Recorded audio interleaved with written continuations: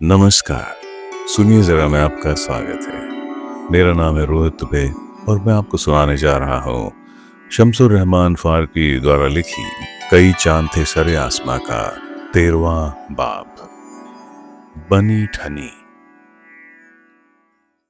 कासनी रंग की कामदार साड़ी, पल्लू से सर ढका हुआ, लेकिन साड़ी इस कदर बारीक थी कि सिर का एक एक बाल, मांग में चुनी हुई अफशां के जर्रे, माथे के झूमर में जड़े हुए याकूत, हीरे, गोमेद और तांबड़े साफ झलकते थे। खुलता हुआ गेहुआ रंग, मुंह पर बहुत हल्की सी मुस्कुराहट की सुर्खी, और मुसव्विर इस कदर माहिर था कि मुस्कुराहट की वजह से कानों की लवों की सुर्खी और हल्का सा खिंचाव तक दिखाई देता था, बल्कि महसूस होता था। बड़ी बड़ी जामुनी आंखें, पुतलियों के कालेपन में नीलापन झलकता हुआ, सीधी नाक, बज़ाहिर जरा लंबी लेकिन दोबारा देखें तो बिल्कुल मुनासिब मालूम हो, बड़ा सा बुलाक जिसमें एक सुरमई मोती, गर्दन ऊंची और नाजुक, गुरूर और आत्मविश्वास की बुलंदी उसमें जाहिर थी। गर्दन में गोल तराशे हुए जामुनिया के दानों का हार, जिसमें जगह जगह जर्दी की झलक लिए किसी गुलाबी पत्थर के बड़े बड़े दाने कश्मीरी नाशपातियों की शक्ल में तराशे गए थे। याया को बाद में मालूम हुआ कि उस पत्थर को कटहैला कहते हैं। खास जयपुर के इस पत्थर की कीमत बहुत तो न थी, लेकिन उनके ढंग यानी तराश ने उनको बहुत कीमती बना दिया था। नाजुक सी ठोड़ी पर एक तिल, गोया आंखों की रोशनी से नजरें मिला रहा हो। साड़ी के बारे में कहना मुश्किल था कि रेशमी थी या डोरिये की, लेकिन मुसव्विर ने अजब कारीगरी दिखाई थी कि पारदर्शिता के बावजूद उसमें बदन की नुमाइश का कोई लेश भी न था। लड़की ने साड़ी के पल्लू को एक हाथ से संभाल रखा था, इस तरह की हथेली की हिना झलक रही थी, और नोकदार कोमल उंगलियों की पोरों में भी हिना की हल्की सी लकीर थी। अंगूठी सिर्फ एक, लेकिन बहुत बड़े याकूत की, जिसके चारों तरफ हीरे जड़े हुए थे। सुडौल कलाई में जड़ाऊ आरसी थी, और दूध जैसी नर्म और शीरीं उंगलियों में नीलापन मिले सुरमई कंवल की बड़ी सी तरोताजा कली। दूसरे कंधे के साथ सिर्फ बाजू दिखाई देता था, लेकिन यह मालूम होता था कि हाथ गोद में रखा हुआ है। इन सबसे बढ़कर लड़की के चेहरे पर फरिश्तों सी हुस्न का वकार था, जिसे बकमाल मुसव्विर ने सिर्फ रंग से ही नहीं, बल्कि गर्दन की नर्म मगर झुक न सकने वाली बुलंदी, निगाह के तीखेपन और ठोड़ी की हल्की सी बुलंदी के जरिए भी जाहिर किया था। अगर वह हल्की सी मुस्कुराहट न होती तो उस मुंह पर हुस्न की शान की बजाय हुस्न के जलाल की गर्मी होती। उस वक्त तो यह लगता था कि कोई परी शहजादी दिल के सिंहासन पर बैठी हुई दुनिया की तमाम हसीनों पर राज कर रही है। पूरी तस्वीर पर ठहराव और सुकून की कैफियत थी, गोया परी अपनी मर्जी से आईने में उतर आई हो और आईना उसे बाहों में भरकर सो गया हो। चून उसका दकीक ब नजदीक कम खिरद, अज दीदन तू आईना रा ख्वाब नी बरद।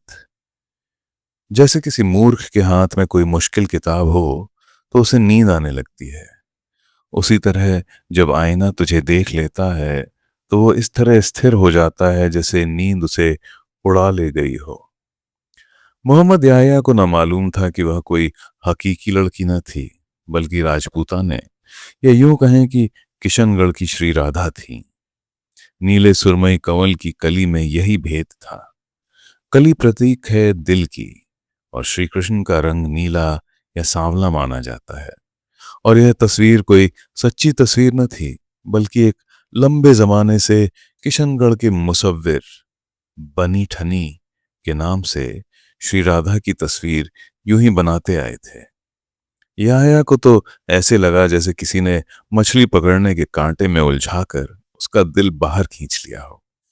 उसके सांवले चेहरे पर स्याही भरा पीलापन आ गया, हाथ पांव पर हल्की सी कंपकपी छा गई। लेकिन इस थरथराहट में कामुकता का लेश भी न था।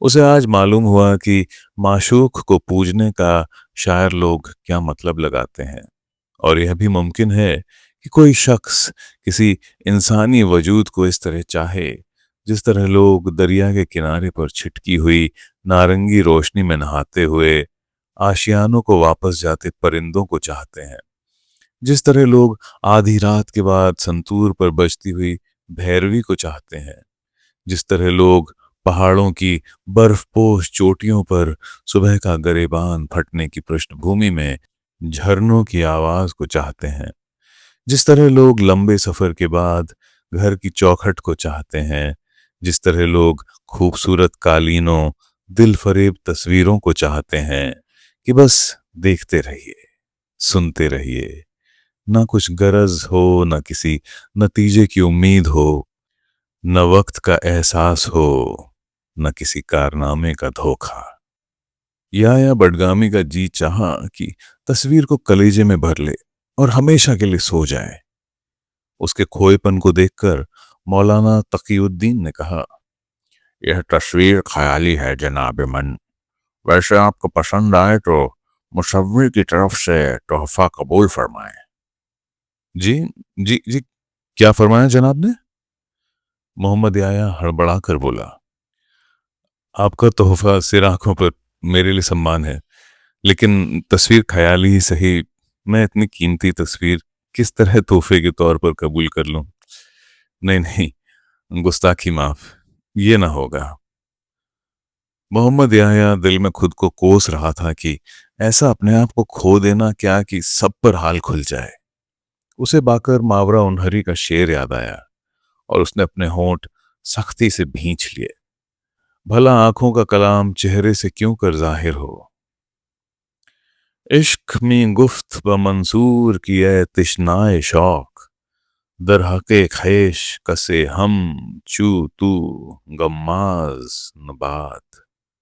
मतलब, मंसूर जिन्होंने जोश में आकर अनहलक यानी अहम ब्रह्म का नारा लगाया था, से ये इश्क कहता था कि ए इश्क के प्यारे, अपने ही हक में तुझ जैसा चुगलखोर न हो। कीमत का कुछ ख्याल न फरमाए मेरे मेहरबान। मौलाना ने मुसव्विर की ओर देखते हुए अपने खास मीठे लहजे में कहा, कीमत तो देखने वाले की नजर में है। नक्श अगर कदरदां की आंखों में खुब जाए तो उसकी कीमत अदा हो गई, वरना वह एक कागज के पन्ने या कपास के एक पर्चे से ज्यादा नहीं। मोहम्मद याया को अब भी उलझन में देखकर नक्काश, जिनका नाम गिरधरनाथ था, बोल पड़े, अरे खां साहब, उस्ताद जी, आप नाहक हलकान होते हैं। हमारे लिए तो ये घरेलू चीज है, कोई अमोला बिकाऊ माल तो है नहीं। हमारे यहाँ तो बचपन से ही बनी ठनी के रूप में श्री राधा जी का चित्र बनाने का अभ्यास किया जाता है। राधा जी का नाम तो आपने सुना होगा ना मौलवी जी। सच जानिए, अगर आप हमारे मौलाना की बात टालेंगे ना तो हमें बड़ा दुख होगा। टालने की बात नहीं है जनाबे आली। मोहम्मद याया ने ऐसी विनम्रता से मुस्कुराकर कहा कि उसके इनकार में जरा भी घमंड का लेश न रहा। लेकिन मैं इस हुनर के पेचो खम क्या जानूं। इतना समझता हूं कि ऐसी तस्वीरें जमाने में निराली ही हैं। इनकी कद्र ना पहचानने वाले के हाथ में भली न मालूम होंगी, और मेरा यह मर्तबा कहाँ कि मैं रानी जी के काबिल कोई झरोखा बना सकूं। मोहम्मद याह्या जनाब मन, मौलाना ने कहा, आपका खोया खोयापन तो कुछ और कह रहा था वैसे। जनाब बहरहाल एक ऊंचे दर्जे के नक्काश और कालीन साज के चमन के फलदार पौधे हैं, और यह महज तस्वीर है। आप यकीन फरमाएं, इससे बुत परस्ती का कुछ लेना देना नहीं है।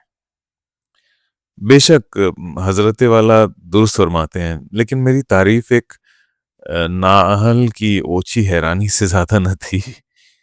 यह दुरुस्त है कि बचपन के शुरू से होश संभालने से लेकर पूरी जवानी तक और इस वक्त से इस पल तक बंदे ने कारीगरों, हुनरवरों और फन के उस्तादों की आंख देखी है, उनकी बातें सुनी हैं।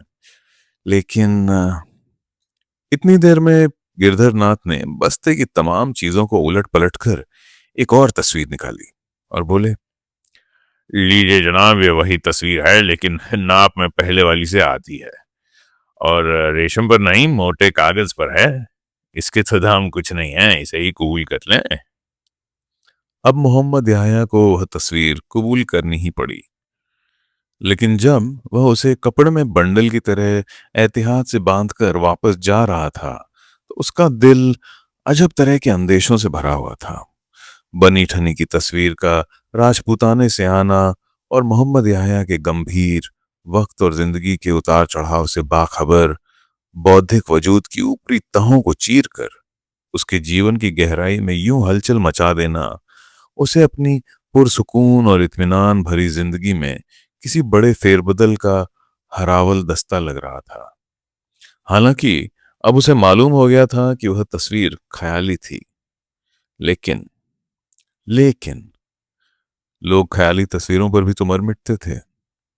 ऐसा हुस्न जो एक ही वक्त में शान और सुपुर्दगी, जो किसी भी बंधन को मानने को तैयार न था, इत्मीनान भरी रूह और घरानों को उजाड़ देने का अंदाज, वूलर, डल और नगीन के देखने में अथाह सुकून और पहलगांव पर लेदर नदी की बेकाबू हंगामा खेजी, जो किसी भी अनुशासन को मानने के लिए तैयार न थी, इन सबको अपनी छंगुलियां की हिनाई नोक पर रखता हुआ सा महसूस होता था। उसकी असल कहीं तो कुछ तो होगी, माना कि अपना घर, अपनी बीवी, अपने बच्चे, अपना हुनर, उनमें कोई भी चीज ऐसी न थी जिसे एक लम्हे के लिए भी दिल से अलग कर देना उसे मंजूर होता। तज देने का तो सवाल ही नहीं था। लेकिन मैं इसका क्या करूं कि वह सूरत मेरे दिल में इस तरह खूबी जा रही है, जैसे किसी ने बर्फ तोड़ने की सुई कलेजे में उतार कर वहीं फंसा दी हो। मेरा तो जी चाहता है वतन वापस न जाऊं, यहीं खुद को रुसवा कर लूं, कुछ शोहरत तो होगी। नीस्त गर हेच दिगर हासिले रुसवाई ए इश्क, गर्मी ए मारका व मजमा ए बाजारे हस्त। मतलब कि इश्क की रुसवाई का फायदा अगर कुछ भी नहीं तो भी इतना तो है कि इश्क की लड़ाई की चहल पहल और बाजारों में भीड़ भाड़ का मजा है। लेकिन ऐसी रुसवाई से मुझे क्या लेना, और मेरी शोहरत यूं ही क्या कम है। पूरे कश्मीर में मेरा नाम है और अब तो कश्मीर से बाहर हिंदुस्तान में भी लोग मुझे जानने लगे हैं। क्या भला ये मेरी उम्र है कि इस तरह के नए नए झंझट उठाऊ चोचले करूं? मगर इसे चोंचला कौन कहता है? यह तो रूहानी भूचाल का मामला है। क्या मैं नहीं जानता कि भूचाल में सब कुछ तलपट हो जाता है, लोग घर छोड़ छोड़ कर भागते हैं। तो क्या इस वक्त मेरी भी अकल अपने घर से भाग निकली है और मैं राह बाट के खतरे और जोखिम मोल लेने के लिए तन्हा रह गया हूं? क्या अब मैं सारी दुनिया से अपने दिल को तोड़ चुका हूं? क्या अब मेरा किसी से कोई नाता नहीं? यह मैं कौन सी बड़ मार रहा हूं? क्या मेरे होश ठिकाने नहीं रह गए हैं? मोहम्मद याह्या को खूब मालूम था कि ऐसा कुछ नहीं है। जिंदगी तरह तरह से हमें फरेब देती है। उम्र नए नए ढंग से हमारा शिकार करती है। कभी बूढ़े को जवानी और दुनिया जीतने का भ्रम हो जाता है, कभी जवान को सारी दुनिया बूढ़ी मालूम होती है और सारा बुढ़ापा जवानी का चाकर नजर आता है। कभी गैर की आग को हम रोशनी समझ लेते हैं, कभी अपने छिछलेपन को शोर उठाने वाला महासागर करार देने लगते हैं। मुझे कहीं जाना नहीं है।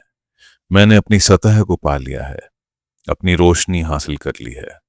लेकिन इस तस्वीर का इस मौके पर यूं हाथ आना किसी बड़ी बात का इशारा अपने अंदर रखता है। मगर क्यों? खुद तस्वीर तो उससे कुछ कहती न थी। उसका जी चाहा कि वहीं रास्ते में सवारी रोककर किसी बाग में जा बैठूं और खुली रोशनी में तस्वीर को फिर देखूं कि वह मुझसे क्या कहती है। लेकिन जाहिर है कि यह बेमानी बात होती। भला तस्वीरें भी किसी से कुछ कहती हैं? और अगर कभी कुछ कहती भी हो तो मैं एक निपट अजनबी, दूर से भी मेरा कुछ रिश्ता इन लोगों से नहीं, इन चीजों से नहीं। कोई बोले तो मुझसे क्यों बोले, और अगर बोले तो क्या कहे। यह सारी हिचकिचाहट एक तरफ, लेकिन मोहम्मद याह्या बार बार सोचने लगता कि यूं अचानक इस तस्वीर का मेरे हाथ आना क्या मानी रखता है। माना कि मैं सच्चा और पक्का तालीम नवीस, कालीन का जाना माना हुनरमंद उस्ताद हूँ, गनी कश्मीर के कलाम का आशिक हूँ, बादाम की कलियों की मासूम खुशबू और काले देवदारों की आसमान चूमती ख्वाब में डूबी परछाइयां, काजीगुंड की वादियों में जाफरान के मुस्कुराते खेतों की जर्दी, और भुलर के चारों तरफ ऊंचाइयों में चढ़ते उतरते हल्के धानी, शाम के हल्के सुर्ख रंग में नहाए हुए चावल के खेत मेरी जिंदगी की बहारों को बिखेरने से रोके हुए हैं। मैं इन्हें क्यों छोड़ूं, कहां के लिए छोड़ूं?